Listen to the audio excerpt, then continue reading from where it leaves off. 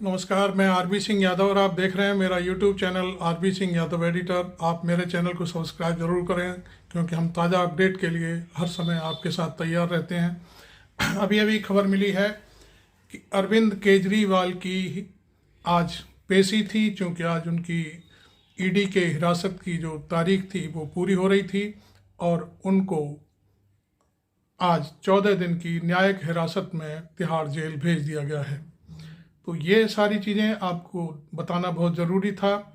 अब बात आती है कि केजरीवाल की तरफ से उनके लॉयर ने उनकी सेहत को देखते हुए एक कोर्ट से एक आदेश कराने की बात कही थी, जिसमें कहा गया है कि केजरीवाल की सेहत खराब रहती है, इसलिए उनको बाहर का खाना नहीं खा सकते, लिहाजा उन्हें घर का खाना खाने की इजाज़त दी जाए।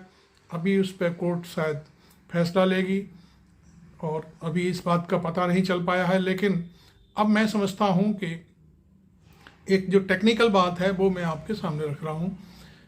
आप जानते हैं कि कोई भी संस्था, चाहे कोई भी एजेंसी, किसी भी व्यक्ति को पूछताछ के लिए 14 दिन की रिमांड ले सकती है। आज 10 दिन की रिमांड ईडी की पूरी हो गई, उसने अभी 4 दिन बाकी हैं। ईडी चाहेगी तो 4 दिन के लिए उन्हें और हिरासत में ले सकती है अपनी में। न्याय व्यवस्था में एक एप्लीकेशन लगाने के लिए जज साहब के पास, और वो फिर 4 दिन के लिए पूछताछ कर सकती है। लेकिन फिलहाल आज ईडी ने साफ तौर पर इनकार कर दिया कि अब केजरीवाल की उसे रिमांड नहीं चाहिए, क्योंकि केजरीवाल अभी उनके सवालों का जवाब नहीं दे रहे हैं, कोऑपरेट नहीं कर रहे हैं। तो ये एक आरोप लगाते हुए अभी फ़िलहाल उनको तिहाड़ जेल के लिए रवाना करवाया गया है। दूसरी बात मैं आपको बता दूं कि इस मामले में सीबीआई भी कूदने वाली है। तो हो सकता है कि सीबीआई जब कूदेगी तो निश्चित तौर पर कोर्ट में वो भी कहेगी कि हमको भी केजरीवाल की रिमांड चाहिए। तो इस तरह से 1 महीने का वक्त मिल जाएगा। 10 दिन तो हो गए, उसमें अभी 4 दिन ईडी के बाकी हैं और 14 दिन सीबीआई भी अपने पास रख सकती है।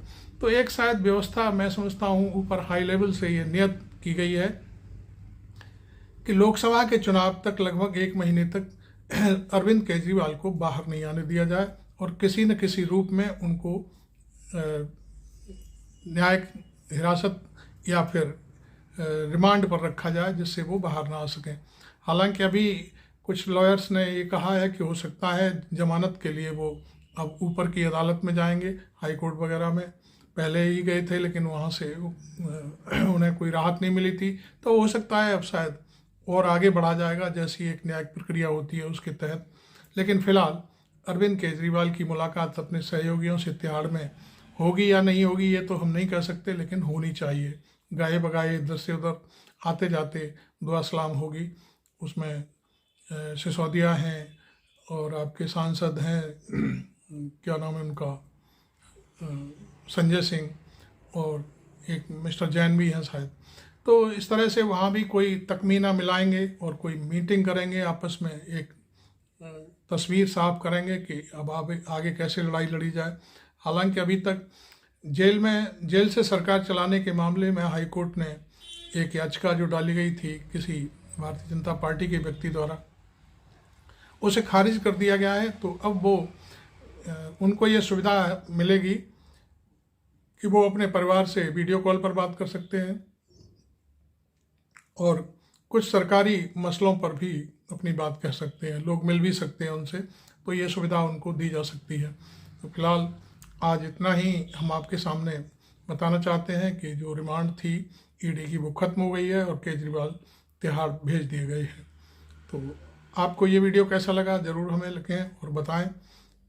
चूँकि हम इसमें एक बात और कहना चाहेंगे कि सरकार एजेंसी के माध्यम से रोकने की कोशिश कर रही है कि जिस तरह से केजरीवाल ने पिछले दिनों 27 तारीख को कोर्ट में 55 करोड़ रुपए का जो खुलासा किया है कि भारतीय जनता पार्टी ने लिया है, इस तरह की कोई बात केजरीवाल ऑन पब्लिक ना कह सकें, किसी के सामने ना आए ये सारी बातें, इसलिए उन्हें 28 दिन तक रिमांड पर न्यायिक हिरासत में रखने की एक जुगाड़ कर दी गई है।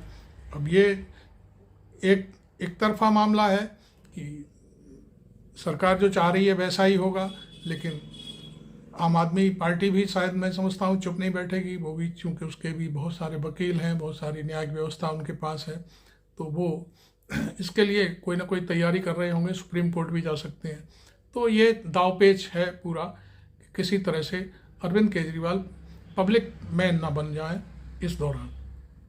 तो आप मेरे चैनल को सब्सक्राइब करते हुए देखें। Thank you very much. मैं आरबी सिंह यादव।